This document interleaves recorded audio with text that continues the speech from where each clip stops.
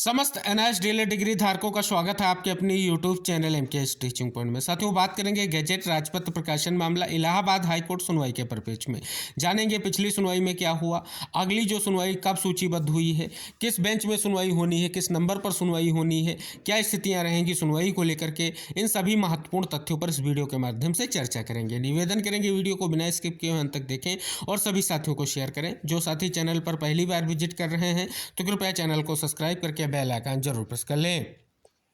जैसा कि साथियों आप सभी के सामने वो महत्वपूर्ण केस का स्टेटस है जो स्पष्ट तौर पर जो है केस गजट और राजपत्र प्रकाशन मामले को लेकर के इलाहाबाद हाईकोर्ट में जो है लगा हुआ है, सुनवाई को लेकर के सूचीबद्ध है। साथियों यहाँ पर देखेंगे इसकी पिछली सुनवाई पर अगर साथियों चर्चा करें तो पिछली सुनवाई पर सुनवाई नहीं हो सकी थी, केसों की अधिकता के कारण जो है स्पष्ट तौर पर सुनवाई नहीं हो पाई थी। अब साथियों बात करें, यह सुनवाई जो है 16/2/2024 यानी 16 फरवरी को लगी हुई है कोर्ट नंबर 10 पर और सीरियल नंबर 90 पर लगी हुई है।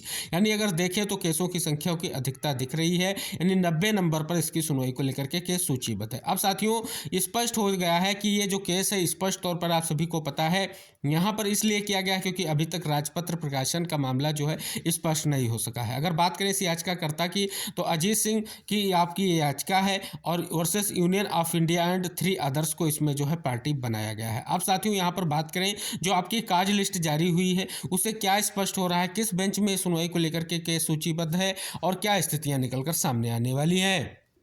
जैसा कि साथियों आप सभी के सामने काज लिस्ट है 16/2/2024 की कोर्ट नंबर 10 की। साथियों इसमें बात करें ये जस्टिस सलील कुमार राय सर की बेंच में सुनवाई लगी है। पिछली भी सुनवाई इसी बेंच में साथियों लगी थी। आज की सुनवाई आप सभी को पता है, यहाँ पर आप देख सकते हैं बहुत सारे केस हैं और आपकी जो सुनवाई है 90 नंबर पर यहाँ पर सूचीबद्ध है। आगे आप देखेंगे तो 90 नंबर पर आपकी सुनवाई को लेकर के स्थिति स्पष्ट हो रही है। अब साथियों यहाँ पर देख रहे हैं आपकी वो याचिका है WC 3438/2024। आप देख रहे हैं स्पष्ट तौर पर Ajit Singh versus union of India and 3 others. यहाँ पर देख रहे हैं एडवोकेट पैनल में आपका नाम दिख जाएगा आत्माराम सिंह और धनंजय अवस्थी और राजेश त्रिपाठी ASGI, जो आपको सभी को पता है रिस्पोंडेंट हैं। और यहाँ पर ये याचिका इंपॉर्टेंट है, लेकिन साथियों क्या इस सुनवाई को लेकर के ये केस टेकअप हो सकेगा, सबसे बड़ी बात है क्योंकि पिछली सुनवाई में केस टेकअप नहीं हो पाया था जिसके कारण जो है आगे स्थितियाँ स्पष्ट हुई, क्योंकि पिछली सुनवाई में केस को ट्रांसफर किया गया लेकिन साथियों फिलहाल सुनवाई नहीं हो सकी थी।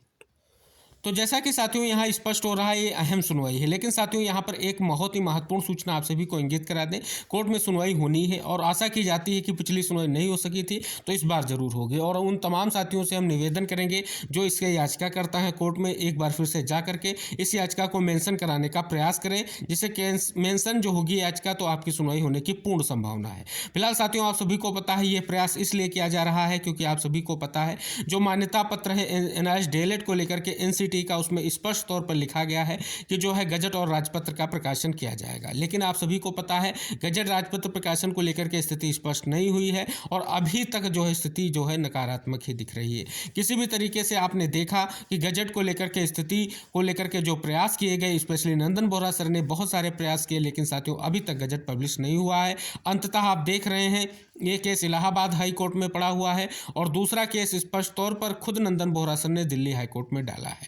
फिलहाल साथियों ये केस बहुत ही महत्वपूर्ण है, इसकी सुनवाई कराना अति आवश्यक है। इसलिए सभी जितने भी इस याचिका करता है उनसे मेरा निवेदन यही रहेगा, फिलहाल जो है इस केस को लेकर के स्थिति आगे बढ़ती जा रही है। फिलहाल आप सभी को प्रयास करना होगा और जल्द से जल्द केस टेकअप हो इसके लिए आपको मेंशन कराना होगा कि ये इंपॉर्टेंट केस है। फिलहाल आशा की जाती है कि ये सुनवाई को लेकर के केस है, या तो केस को ट्रांसफर किया जाएगा तो भी सुनवाई की पूर्ण संभावना बन सकती है, क्योंकि यहाँ पर बात कर ले साथियों स्पष्ट तौर पर जो है केसों की अधिकता के कारण सुनवाई के लिए स्थितियां स्पष्ट नहीं हो रही हैं। लेकिन साथियों आशा करेंगे स्पष्ट तौर पर सुनवाई को लेकर के जो स्थिति स्पष्ट हो रही है 16 तारीख में सुनवाई होकर के एक अहम निष्कर्ष निकलने की बड़ी संभावना दिख रही है, क्योंकि साथियों यहाँ पर MHRD और NCT को ये जवाब देना होगा, क्योंकि MHRD के निर्देश पर NCT ने जो मानक तय किए थे उसके आधार पर जो गजट प्रकाशन की बात रखी गई थी, अंततः उसका निष्कर्ष क्या निकल रहा है, आखिर क्यों नहीं प्रकाशित किया गया। RTI के माध्यम से जो सूचना मिली है कहीं ना कहीं उसमें गोलमोल रुख अपनाया जा रहा है, कोई सटीक उत्तर नहीं दिया जा रहा है, सिर्फ और सिर्फ जो है कहीं ना कहीं ऐसे उत्तर दिए जा रहे हैं जिनका कोई निष्कर्ष निकलकर सामने नहीं आ रहा है।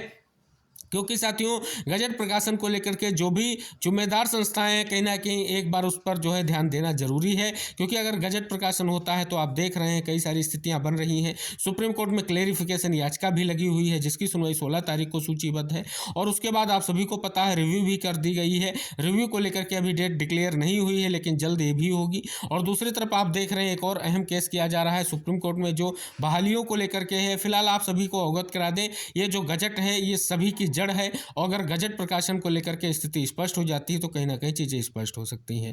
फिलहाल साथियों आशा करेंगे 16 तारीख की सुनवाई में एक अहम निष्कर्ष निकलने की पूर्ण संभावना देखी जा रही है। जो कार्य लिस्ट स्पष्ट हो रहे हैं उसमें केसों की अधिकता से आप सभी को बिल्कुल हताश नहीं होना है। फिलहाल आप सभी का एक ही प्रयास रहना चाहिए कि केस किसी तरीके से जो है सुनवाई को लेकर के आपका टेकअप हो, एक अहम सुनवाई हो जिससे आप अपनी बात को रख सकें और स्पष्ट तौर पर कोर्ट के निर्देश के आधार पर अपनी जो मांग है वो कहीं ना कहीं फुलफिल करने को लेकर के आपका प्रयास होना चाहिए। आशा करेंगे ये सभी चीज़ें जो हैं निष्कर्ष की ओर बढ़ेंगी और आपकी सुनवाई जरूर होगी। फिलहाल आप सभी के सामने अभी जो है वक्त है, क्योंकि आप सभी के आज और कल आप तैयारी कर सकते हैं और स्पष्ट रूप से जो है कहीं ना कहीं इस मामले को तभी जो है स्पष्ट तौर पर मेंशन कराने का पूर्ण प्रयास किया जाए जिससे सुनवाई को लेकर के टेकअप हो सके। और स्पष्ट तौर पर आप सभी को पता है इस केस की पहली सुनवाई होनी है, क्योंकि पिछली सुनवाई पर यह सुनवाई स्पष्ट नहीं हो सकी थी, तब भी केसों की संख्या अधिकता थी, तब भी यही स्थिति स्पष्ट हो रही थी। फिलहाल आशा करेंगे इस बार सुनवाई को लेकर के केस सूचीबद्ध है तो स्पष्ट रूप से टेकअप भी होगा और स्पष्ट तौर पर एक अहम निष्कर्ष देखने को भी मिलेगा। तो आशा की जाती है सभी साथी इस वीडियो से जुड़ेंगे और अन्य साथियों तक जरूर शेयर करेंगे। और जितने भी इस याचिका करता हैं उनसे मेरा निवेदन है कृपया एक बार केस की तरफ अपना जो है कहीं ना कहीं रुख करते हुए प्रयास करें कि इस केस की सुनवाई जरूर हो 16 तारीख में, जिससे अहम निष्कर्ष की और स्थितियां बढ़ सके। क्योंकि आप सभी को पता है आगे लोकसभा चुनाव के दृष्टिगत स्थितियां कुछ अन्य होने जा रही हैं, तो आप सभी की भर्तियां जो है उनके परिप्रेक्ष्य में गजट बहुत ही इंपॉर्टेंट रहना चाहिए।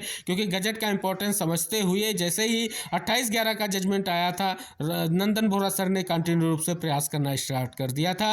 अगर यहाँ पर स्पष्ट तौर पर स्थितियां इसलिए नहीं स्पष्ट हो रही हैं क्योंकि राजपत्र प्रकाशन के बाद स्थिति ये होगी, क्योंकि एक मान्यता जो है स्पष्ट तौर पर देखने को मिलेगी जिसका कहीं ना कहीं फायदा अभ्यर्थियों को होने की पूर्ण उम्मीद है। इसी का परिप्रेक्ष्य लेकर के गोलमोल रुख अपनाया जा रहा है और कोर्ट का अगर निर्देश होगा तो अच्छी खासी बहस देखने को मिलेगी और जवाब भी देना होगा एनसीटी और एमएचआरडी की आखिर क्या स्थितियां रही कि जो है राजपत्र का प्रकाशन नहीं हुआ। तो आशा करेंगे सभी साथियों तक इस वीडियो को शेयर करें। अगर आप चैनल पर नए हैं तो कृपया चैनल को सब्सक्राइब करके बेल आइकन प्रेस करें। मिलते हैं नेक्स्ट अपडेट के साथ, तब तक के लिए टेक केयर, बाय बाय साथियों।